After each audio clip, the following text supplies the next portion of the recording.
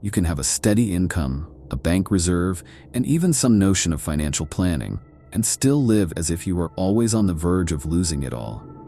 It's like carrying an invisible fire in your pocket. On the outside, everything is in order, but on the inside, there's a constant alarm going off. Fear of scarcity is not rational, it's visceral. It doesn't respect your bank statement or the logic of spreadsheets. And that's exactly why it's so dangerous. It acts without being noticed. Fear doesn't stop you from making money.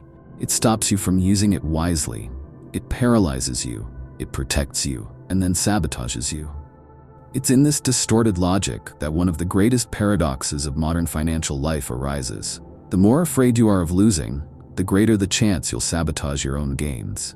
People with fear of scarcity often spend compulsively to relieve anxiety and then punish themselves for not saving.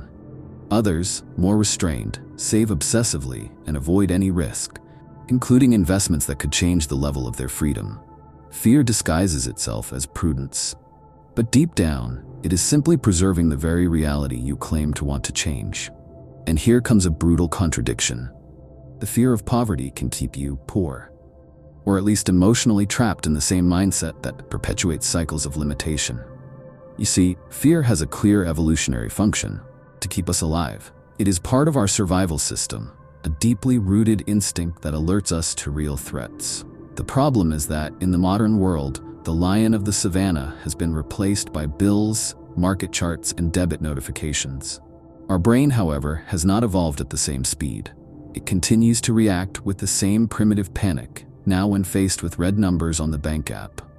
This constant tension, this survival mode activated 24 hours a day, has a name: financial anxiety.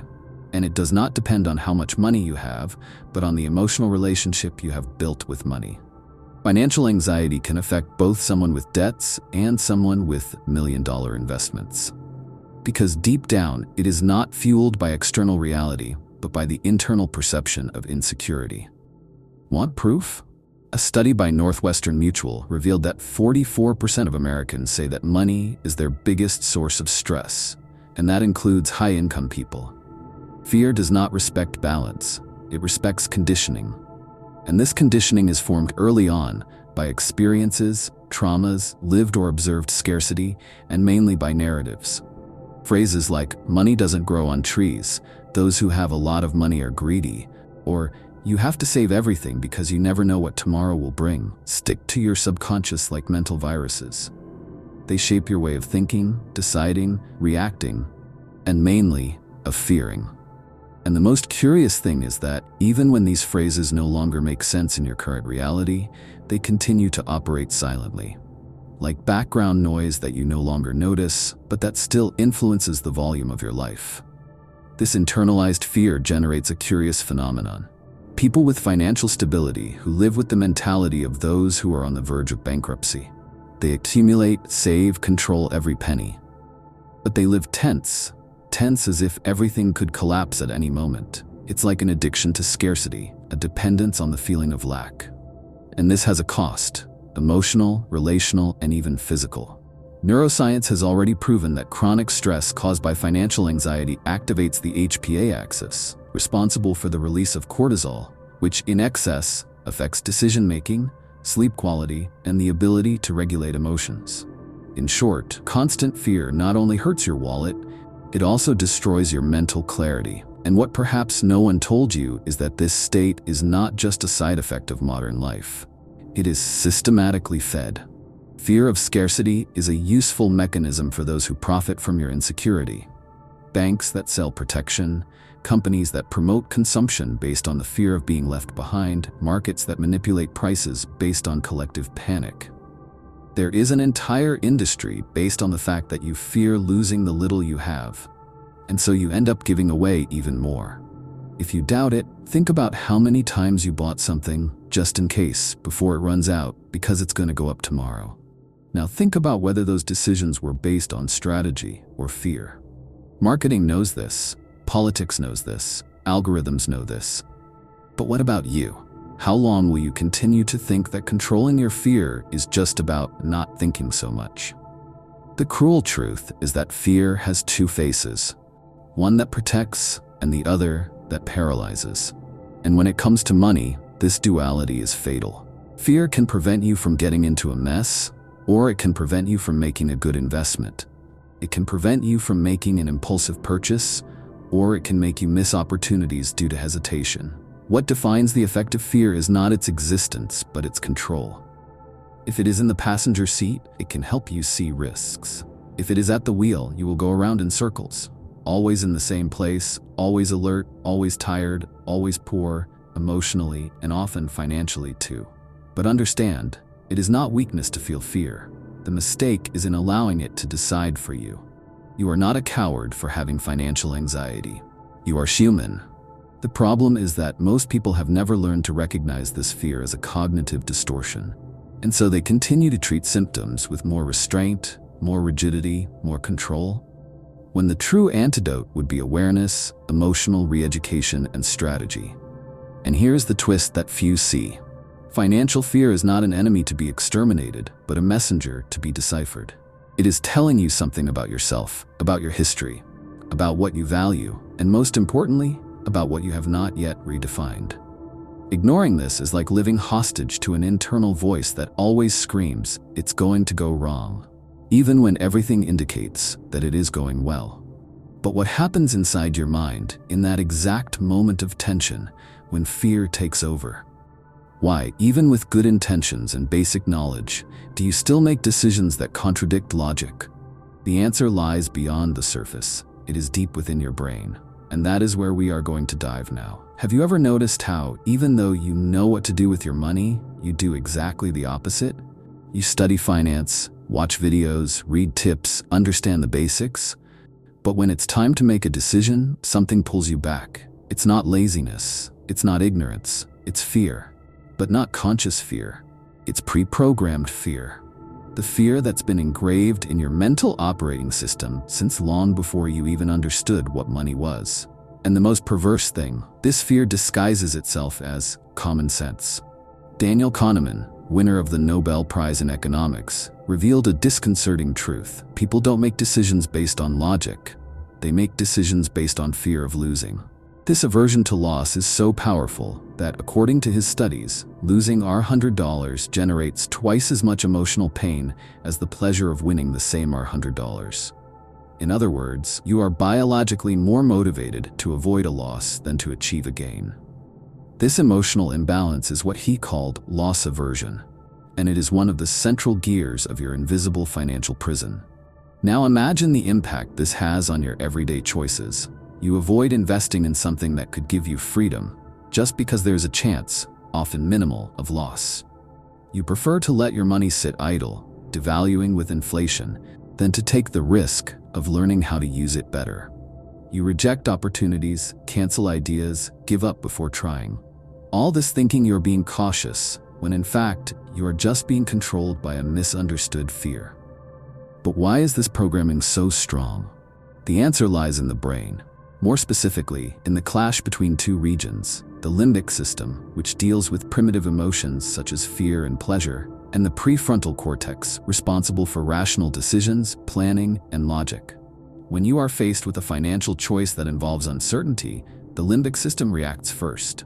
It sounds the alarm. It activates panic mode. It screams, "Danger." And the curious thing is that the more emotionally involved you are in a situation, the more you feel like you're in the game, the less your logical brain can act. That's why you can give rational advice to others but completely lose it when it comes to you. Your emotional system is addicted to avoiding pain, not seeking prosperity. And because money carries deep meanings, freedom, survival, status, security, it becomes the main arena of war between emotion and reason. But let's go deeper. Financial fear is also a product of our ancestral environment. For hundreds of thousands of years, we survived in conditions of extreme scarcity. Abundance was the exception, not the rule. Our brains evolved to react quickly to threats, not to deal with complex probabilities or volatile markets. When we hear words like crisis, fall, risk, our brains activate the same circuits used to flee from predators. We're not biologically wired to think long-term when we feel we're in danger right now. This explains why so many people panic cash, sell stocks at a low, and freeze in the face of any negative news. They're not making decisions, they're surviving. And it's not just you. History is replete with examples of collective panic caused by this same mechanism. In the 2008 financial crisis, for example, millions of experienced investors made impulsive decisions, driven by the irrational fear of losing it all. They sold valuable assets, transferred fortunes to low-yielding products, and abandoned sound strategies. Why? Because their limbic system was driving. And when fear is driving, the only thing that matters is getting out of danger, even if that danger is imaginary or temporary. Another fascinating example is the behavioral finance study conducted by economist Richard Thaler, who demonstrated how emotions are a determining factor in market behavior. He showed that, instead of acting as rational agents, investors make decisions based on heuristics, mental shortcuts, emotional impulses, and unconscious biases. In other words, the stock market is not driven by logic. It is driven by fear and greed. And if you don't understand this, you will be just another puppet being tossed around by these waves. But there is something even more insidious: the cultural belief that feeling fear is a sign of intelligence. Phrases like "prevention is better than cure" or "don't change a winning team" are social repetitions that reinforce fear as a life strategy. Prudence mixes with paralysis, caution turns into disguised cowardice, and the mind, surrounded by discourses of scarcity, enters a cycle of self-sabotage where fear justifies everything, including failure. Now, here's a provocation. What if your fear of losing is exactly what's stopping you from winning? What if that danger warning you feel isn't a wise instinct, but a distortion based on old traumas, family patterns, and false narratives that you've inherited without realizing it? The truth is that fear can be legitimate, or it can be a conditioned reflex. And if you don't learn to differentiate one from the other, you'll spend your entire life making decisions based on shadows. The Stoic philosopher Seneca said, "We suffer more in imagination than in reality." And in the financial field, this phrase is a real bombshell. Most of the suffering of people with money comes not from actual scarcity, but from the anticipated fear of future scarcity. Anxiety doesn't arise from the now, it arises from the catastrophic projection of tomorrow. It's like living surrounded by ghosts that don't yet exist. And the worst part, by fearing too much about what hasn't yet happened, you often provoke exactly the scenario you wanted to avoid. And here comes the cruelest blow of this mental programming. You start to believe that this fear is part of who you are. As if you were naturally bad with money. As if you were always like this.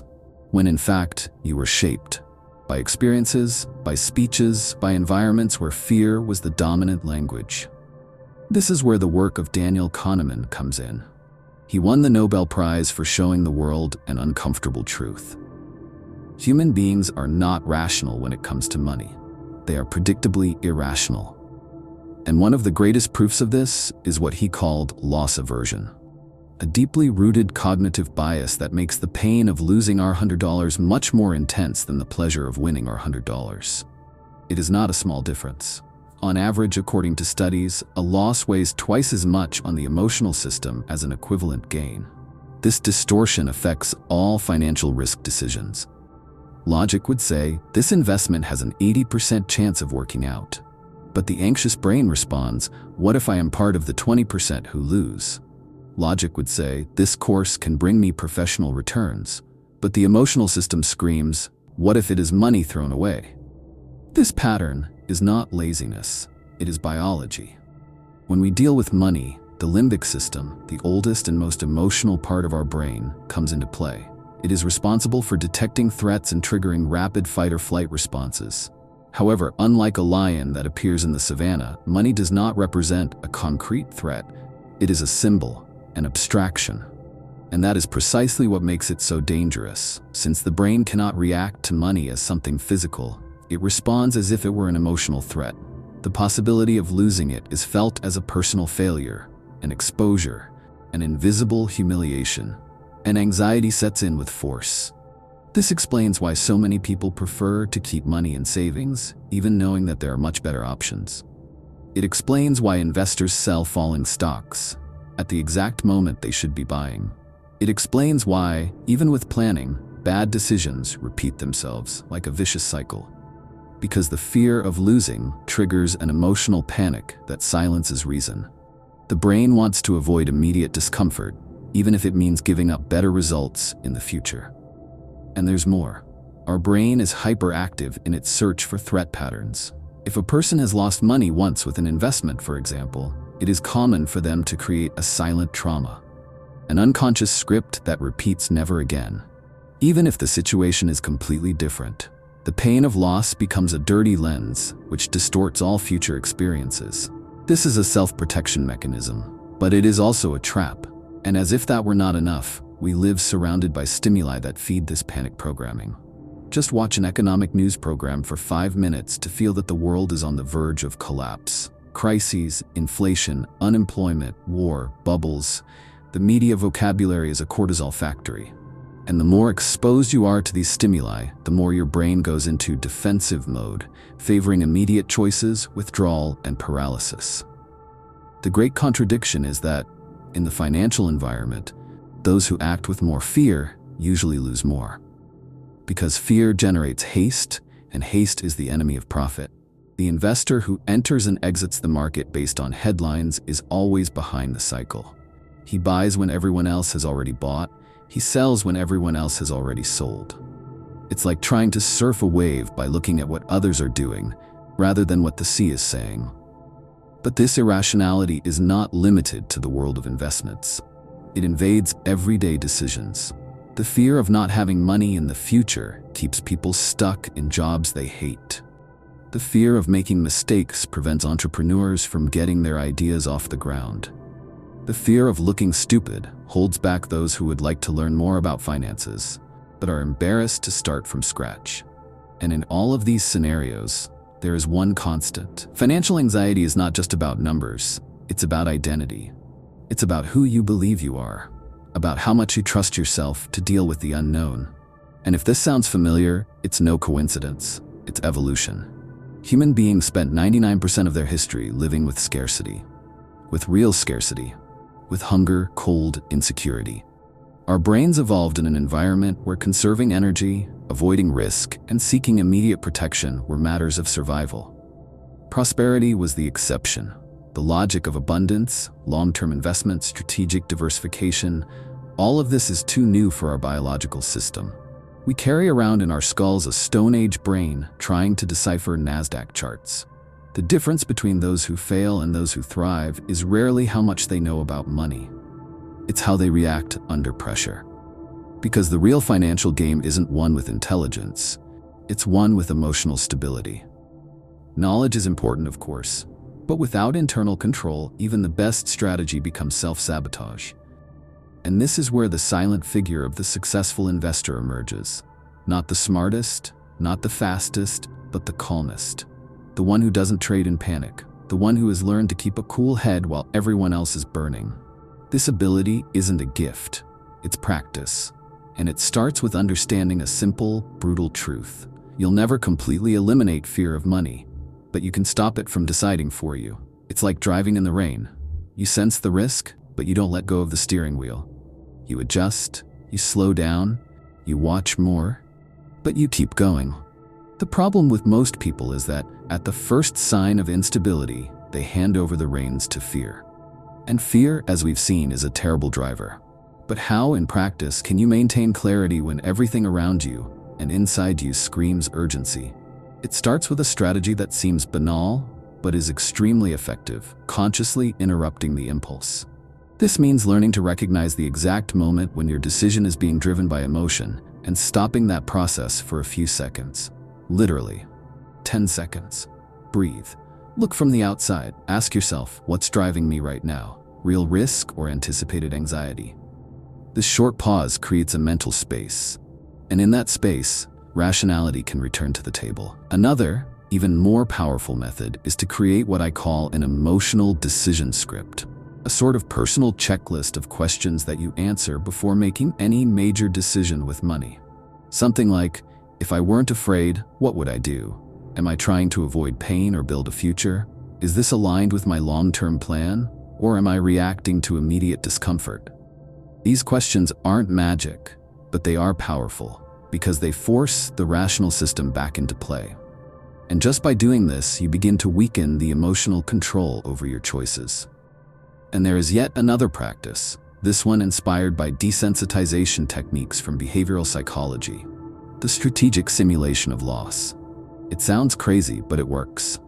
You imagine in detail the scenario of losing part of your money, an investment that goes wrong, an unexpected expense, and observe how your body and mind react. By doing this in a conscious and controlled way, you begin to desensitize the automatic response to fear. It's like taking an emotional vaccine. You face the pain in a safe environment, and this strengthens you for the real thing. These tools are part of what high-level investors use, even if they go by other names. People like Ray Dalio, for example, don't make decisions based on how they feel. They structure each step with algorithms, principles, and cold analyses, because they know that the brain is a traitor when pressured. Warren Buffett, on the other hand, says that the biggest mistake of the average investor is trying to be smart all the time. He prefers to be patient, because patience in finance is a superpower. And patience only exists when fear is tamed. But a cool head is not just for big investors. It is a life tool. It is useful for freelancers who need to decide whether to accept a project out of necessity or refuse it in order to maintain their position. It is useful for those who want to leave a secure job and start their own business but are terrified of instability. It is useful for those who think about taking an expensive course but hold back for fear of throwing money away. In all these cases, the question is not whether it is worth it, but whether it is you who is making the decision or your anxiety. And perhaps the most advanced step in this journey is learning to use your own fear as a strategic compass. This means observing where fear manifests itself the most and understanding that there may be exactly the next step that needs to be taken. If you are afraid of investing, perhaps it is time to study and put your foot down, even if it is small. If you are afraid of losing clients, perhaps you need to position yourself more clearly. If you are afraid of charging more, perhaps you are stuck in the old belief that you don't deserve it. Fear always points to a point of growth. It doesn't need to be erased, it needs to be interpreted. And here is the truth that closes this cycle. Fear of money doesn't make you weak, but if you don't confront it, it holds you hostage. A cool head is not the absence of emotion, it is emotional maturity. It is knowing that discomfort will come and acting with clarity anyway. It is stopping running away from pain and starting to build anti-fragility, the ability to grow despite the risk, or perhaps because of it. Because in the end, money doesn't transform anyone, it only reveals. And fear, too.